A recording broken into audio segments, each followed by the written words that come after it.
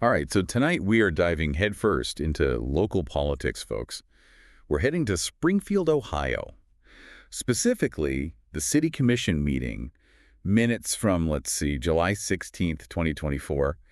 And, well, let's just say this wasn't your average, rubber stamp kind of meeting. Not even close. Just the sheer volume of public comments. It's clear this one hit a nerve. Oh, yeah, 20-plus people at the mic.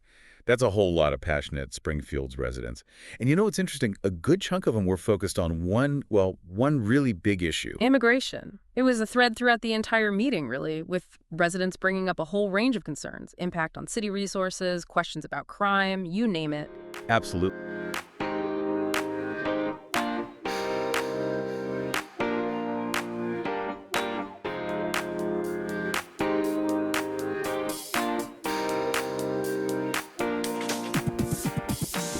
And they did not hold back on sharing their experiences. Like, take Miss Glenda Bailey, for instance. She actually felt that the commission's previous presentation on immigration lacked, hard data. She wanted specifics, especially on the strain on healthcare and other resources. Right. That desire for, concrete information seemed to be a recurring theme. It's like, with an issue as complex as immigration, they crave those solid facts and figures to really get a handle on things. Makes sense, right. And I think you see that in how some folks approach it. Like, we've got Mr. Richard Jordan, for example.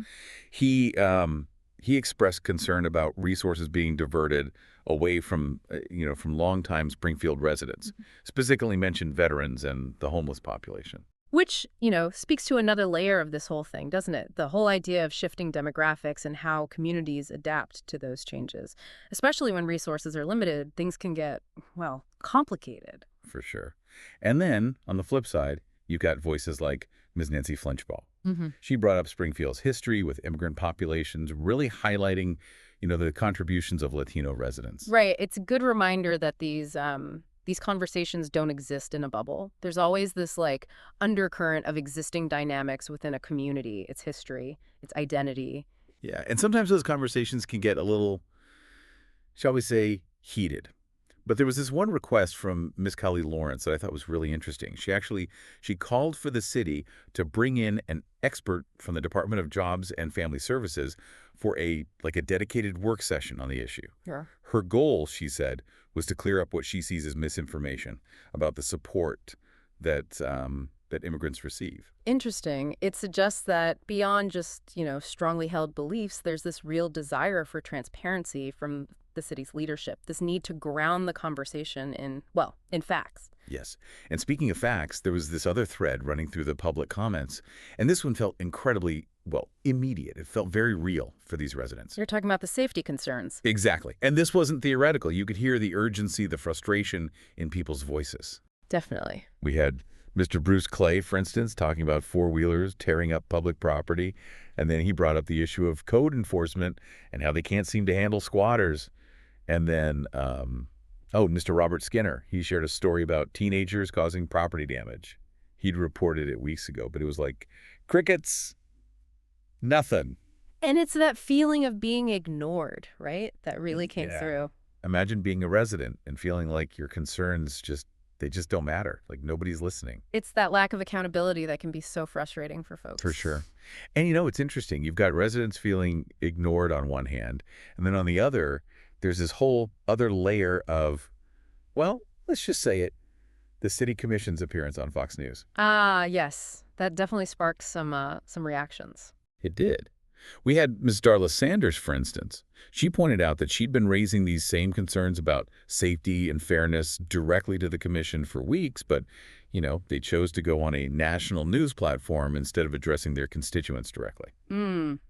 Yeah, it really highlights the power of media, doesn't it? And that potential disconnect between how officials choose to communicate versus, actually addressing those concerns at a local level. Especially because, and this is where it gets interesting, it seems like some of the commissioners themselves were caught off guard by this whole Fox News thing. Oh, that's right. Commissioner Brown specifically stated that she, and it seems some of her fellow commissioners, had no prior knowledge of the appearance. And she even questioned the choice of platform, calling it and I'm quoting here, partisan news station, and emphasized the need for the city to control its own narrative.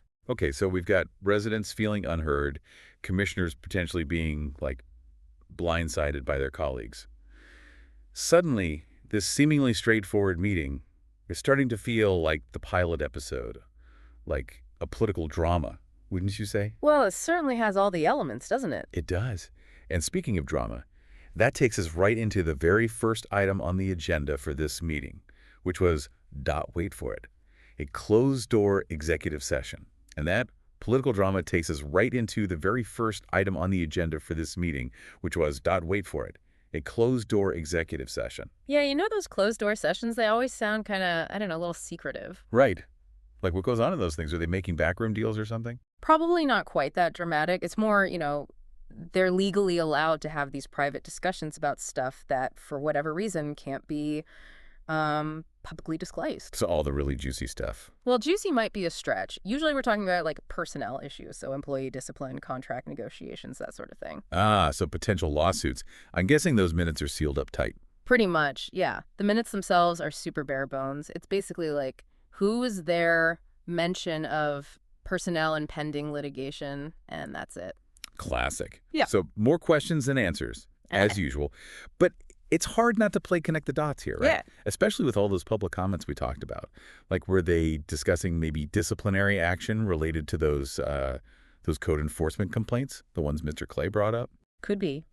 Or maybe they were trying to get ahead of a potential lawsuit over how the city's handling, those property damage reports that Mr. Skinner mentioned. Ooh, that's a good point. And what about the whole Fox News thing? Do you think that sparked some closed-door debate, maybe even some disagreement about how the city commission presents itself as a united front?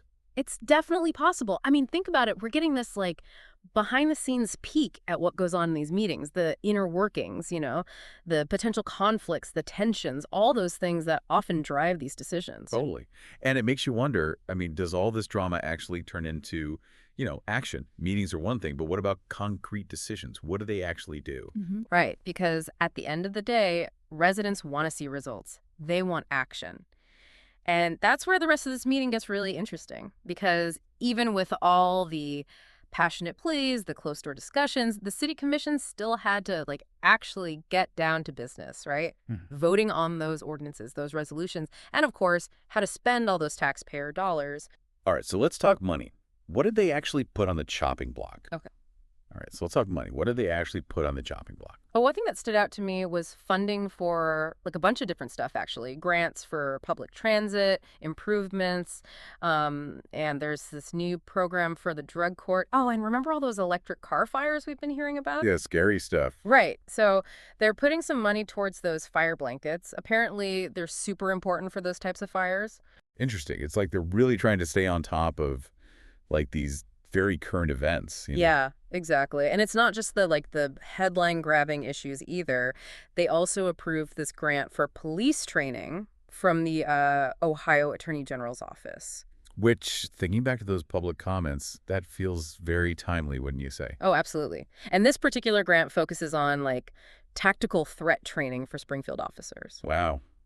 That's, talk about direct action related to those concerns, huh?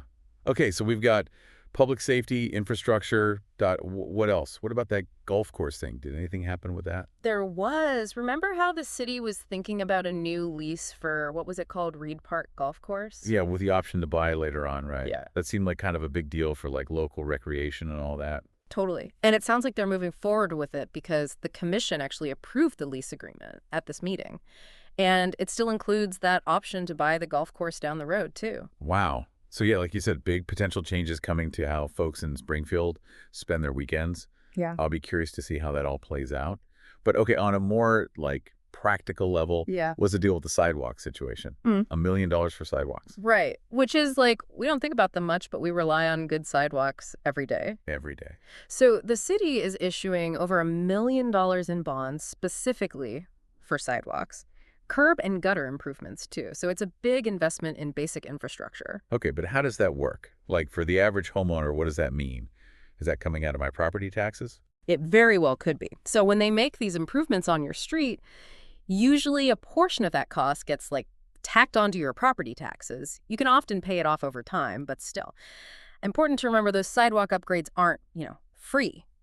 See, this is why we deep dive. You would never think a sidewalk came with so much financial intrigue. Right. Oh, and speaking of intrigue, there was one more little nugget tucked away in these minutes. They're talking about potentially revamping Springfield's minority business program. Oh, wow. Yeah, that has huge implications for, you know, local businesses, the economy. What can you tell us? Not a ton, unfortunately. The minutes just say they introduced an ordinance, but no real details yet on what exactly they're proposing.